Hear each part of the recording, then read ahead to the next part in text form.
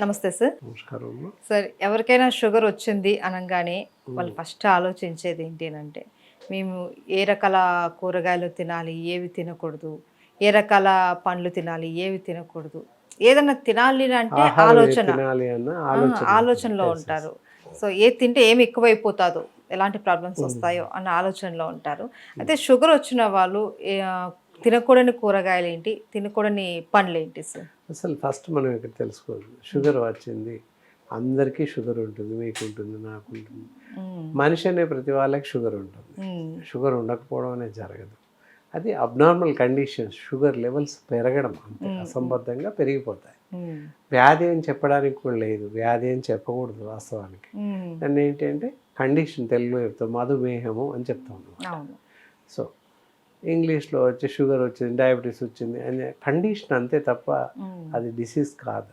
ఎందువల్ల మన షుగర్ పెరిగిపోతుంది అనేది ఇక్కడ బ్రీఫ్గా చూడాలి. మన లోపల మన శరీర అవయవాలలో ప్యాంక్రియాటిక్స్ అనే డక్స్ ఉంటాయి. ఆ డక్స్లో ఇన్సులిన్ అనే హార్మోన్ రిలీజ్ అవుతూ ఉంటుంది. ఆ ఇన్సులిన్ హార్మోన్ శరీరంలో షుగర్ని రెగ్యులేట్ చేస్తుంది, కంట్రోల్ చేస్తుంది, హెచ్చుతగ్గులు కాకుండా కాపాడుతుంది. ఇంకొకటి లివర్ ఉంది. షుగర్ అంతా కూడా లివర్లో స్టోర్ అవుతుంది. Liver is the store house for glucose అని చెప్పేసి అంటుంటాం. అంటే ఎక్కువ ఉన్నటువంటి గ్లూకోజ్ అంతా లివర్లో స్టోర్ అవుతుంది.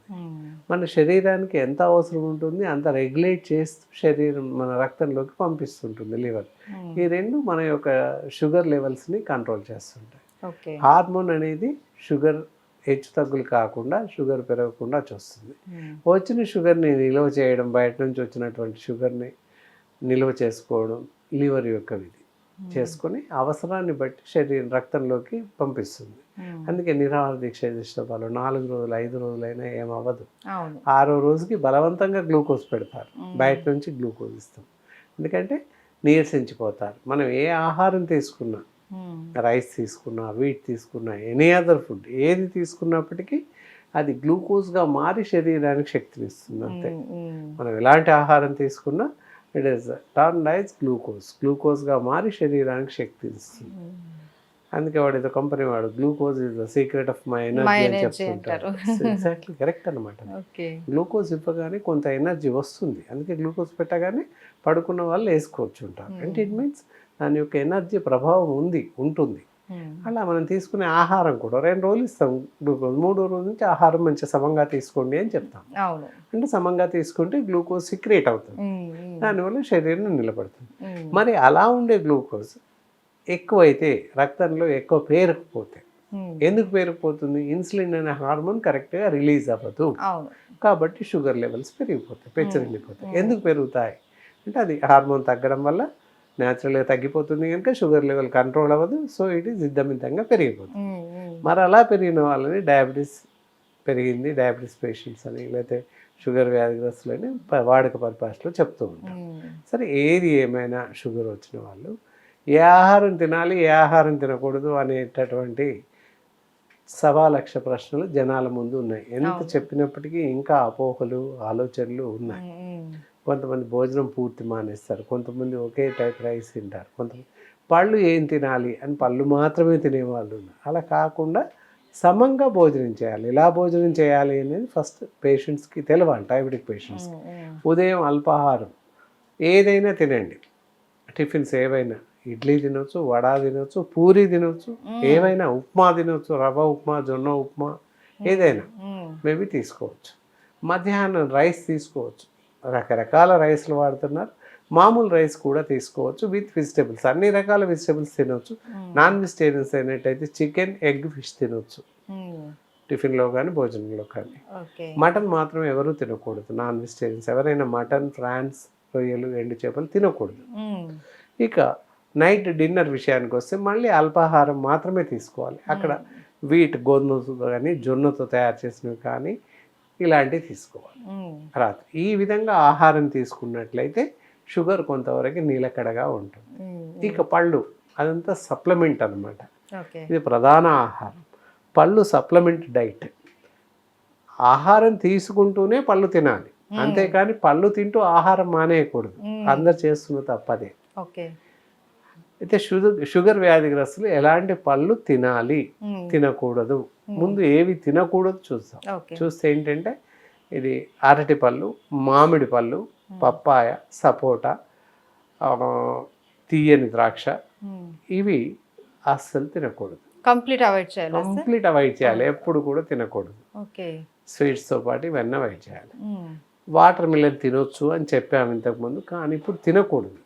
ఎందుకంటే దానికి ఏదో రకాల రసాయనాలు కలుస్తున్నాయి, ఇంజెక్ట్ చేస్తున్నారు పళ్ళకి, కనుక తినకూడదు. ఏ మనిషి తినకూడదు, నాట్ ఓన్లీ షుగర్, ఏ మనిషి తినకూడదు. రిమైనింగ్ ఫ్రూట్స్, కస్టర్డ్ యాపిల్ వస్తుంది, కస్టర్డ్ యాపిల్ మానేయాలి, సీజన్లో వస్తుంది, అది మానేయాలి. తినాల్సినవి చూడాలి. ఇక్కడ యాపిల్స్ తినొచ్చు, జామకాయలు తినొచ్చు. ఇప్పుడు సీజన్ అల్ల నేరేడు పళ్ళు వస్తుంది, అల్ల నేరేడు పళ్ళు ఇంకొక 1-2 months వస్తాయి. విరివిగా తినొచ్చు, 2 రోజులకు గుప్పడి తినవచ్చు. తినడం వల్ల షుగర్ నార్మల్ స్టేజ్కి వెళ్తుంది. యాజ్ ఎ రిజర్వేటివ్ కొంత పనిచేస్తుంది శరీరంలో. దాని యొక్క వాల్యూస్, పోషణ శక్తి శరీరంలో ఉండిపోతుంది. ఉండిపోయి షుగర్ని కొంతకాలం పాటు కంట్రోల్లో ఉంచుతుంది, ఇబ్బంది ఉండదు. అలా ఈ సీజన్లో దొరికేటువంటి అల్లం నేరేడు పళ్ళు విరివిగా తినవచ్చు. ఇంకా మిగతా ఇందాక చెప్పినట్టు జామకాయలు, యాపిల్స్, తర్వాత నల్ల ద్రాక్ష, ఇవి తినవచ్చు. అయితే సార్ కూరగాయలు ఏమైనా ఉన్నాయా సార్? కూరగాయలు ఆల్మోస్ట్ అన్నీ తినవచ్చు, ఎక్కడ ఏ కూరగాయలు మానేయాల్సిన అవసరం లేదు. ఈవెన్ దో క్యారెట్ కూడా తినవచ్చు. అందరూ అనుకుంటారు క్యారెట్ తీపిగా ఉంటుంది, షుగర్ పెరుగుతుందేమో. బీట్రూట్ తీపిగా ఉంటుంది, పెరుగుతుందేమో. లేదు, it will be improve ice, blood improve చేస్తుంది, కెరోటిన్ ఇంప్రూవ్ చేస్తుంది, కంటి శక్తికి పనిచేస్తుంది, ఒంటి శక్తికి పనిచేస్తుంది, స్కిన్ డిజార్డర్కి పనిచేస్తుంది, ఇవన్నిటికీ పనిచేస్తుంది క్యారెట్, బీట్రూట్. కానీ కనుక అవి కూడా తినవచ్చు. ఓకే. అయితే సార్ కొంతమంది అంటూ ఉంటారు, అరే నువ్వు స్వీట్స్ ఎక్కువ తింటూ ఉంటావు, నీకు షుగర్ వస్తుంది అని. అంటే షుగర్ లేని వాళ్ళు కూడా స్వీట్స్ తింటే, తీయని పదార్థాలు ఏమైనా తింటే షుగర్ వచ్చేస్తుందా సార్? రాదు, అంత అపోహనా? అపోహ మాత్రం. ఏంటంటే ఇప్పుడు ఒక 100 grams స్వీట్ తింటారు, మనకెంత 80 to 120 mg/L ఉంటుంది మనకు జనరల్గా బాడీ రక్తంలో. అలాంటిది మనం 100 grams స్వీట్ తిన్నామంటే 100 mg అంటే 1000వ వంతు. అలాంటప్పుడు ఇద్దమిద్దంగా షుగర్ పెరిగిపోవాలి. అలా ఎప్పటికీ పెరగదు. ఇందాక చెప్పాను కదా, హై షుగర్ మనకి శరీరంలోకి వెళ్ళగానే గ్లూకోజ్గా మారి లివర్లో స్టోర్ అవుతుంది, అంతే తప్ప రక్తంలోకి రాదు. సో ఇదంతా అపోహ మాత్రం. బాడీ మెకానిజం ఆ విధంగా తయారై ఉంటుంది. అయితే సార్ మనకు షుగర్ కంట్రోల్లో ఉంచుకోవడానికి ఇంటి చిట్కా చెప్తారా? మామూలుగా ఇంటి చిట్కాలు అని చూసినట్లయితే మెంతులు ఉంటాయి, అందరికీ తెలుసు. చట్నీలు వాటిలలో వాడుతుంటారు మెంతులు, కొన్ని రకాల పౌడర్స్ వాడుతూ ఉంటారు. అలా కాక మెంతులు డైరెక్ట్ రా తీసేసుకొని ఒక 2 teaspoons వరకు కప్లో నానబెట్టేసి ఉదయం మెంతులతో పాటు నీళ్ళతో పాటు మెంతులతో మింగేసేయాలి, నమిలి మింగేసేయాలి. అలా చేస్తే కొంతవరకు కంట్రోల్లో ఉంటుంది. అది వాడుతూ కూడా తప్పకుండా డాక్టర్ సలహా తీసుకోవాల్సిన అవసరం ఉంటుంది. కొంతమందికి మాత్రమే ఆ చిట్కాలు పనిచేస్తాయి, అందరికీ ఎల్లవేళ్ళలో పనిచేస్తాయని చెప్పడానికి లేదు. షుగర్కి అయితే ఖచ్చితంగా వైద్య సలహా, వైద్య పర్యవేక్షణ ఉండాల్సింది. ఇంటి చిట్కాలు కొంతవరకు పనిచేస్తుంది, కొన్ని సందర్భాల్లో పనిచేయదు. మనం చూసాం, అలాగే మెంతులు తాగుతున్నాను బాగానే ఉంది సార్ అన్నాడు, తీరా చూస్తే 250 మాత్రమే ఉంది ఆ వ్యక్తికి. సో అప్పుడు ప్రమాదం కదా.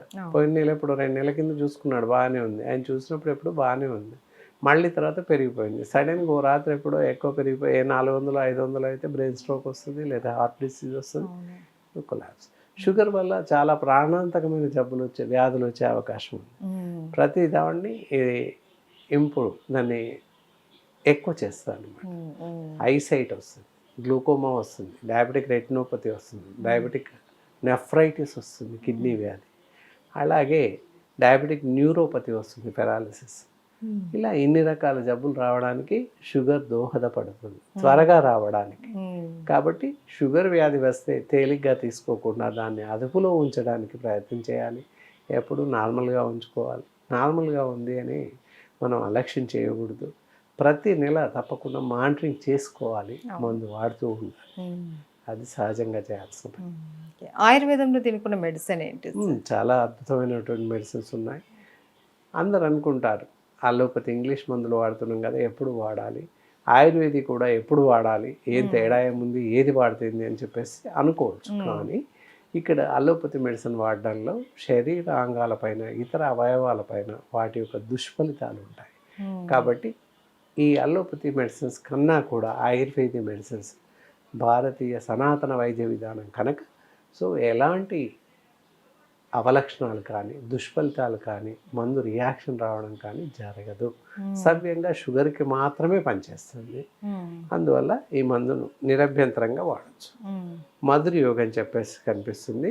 ఇది షుగర్ వ్యాధిగ్రస్తులు, మధుమేహ వ్యాధిగ్రస్తులు అందరూ చిన్న పిల్లల నుంచి మొదలుకొని పెద్దవాళ్ళకి. చిన్న పిల్లలని ఎందుకు చెప్పామంటే చిన్న పిల్లలకు కూడా ఈ మధ్య కాలంలో షుగర్ వస్తుంది. టైప్ 1 అనేసి వస్తూ ఉంటుంది. ఎందుకు వస్తుంది అంటే తీసుకునేటటువంటి ఆహార పదార్థాలు సరిగా లేవు, పుట్టుకతోనే ఆహారం దెబ్బతినిపోయింది. వాళ్ళకి ప్యారెక్స్లని ఏది పెట్టొద్దు అని కాదు, అందులో రకరకాల కెమికల్స్ కలుస్తున్నాయి, ప్రిజర్వేటివ్స్, అసంబద్ధమైన ప్రిజర్వేటివ్స్ ఉన్నాయి. వాటి వల్ల చాలా సమస్యలు తలెత్తుతున్నాయి. అలాగే ఇచ్చే ఆహారం కూడా, వాడు ఆహారం తినే వేళకి ఎప్పటికప్పుడు చేసి పెట్టలేక ఏదో ఒక తిండి పెట్టేసి బయట నుంచి మ్యాగీ తెచ్చి తినబెట్టడం, ఇలాంటివి చేయడం వల్ల, రకరకాల ఫాస్ట్ ఫుడ్ తినిపించడం వల్ల కూడా అనారోగ్య సమస్యలు తలెత్తుతున్నాయి. అందులో మధుమేహ వ్యాధి కూడా చిన్న పిల్లల్లో వయస్సు సంబంధం లేకుండా అందరికీ రావడానికి ప్రధాన కారణం అవుతుందని చెప్పచ్చు. Thank you so much sir. నమస్కారం.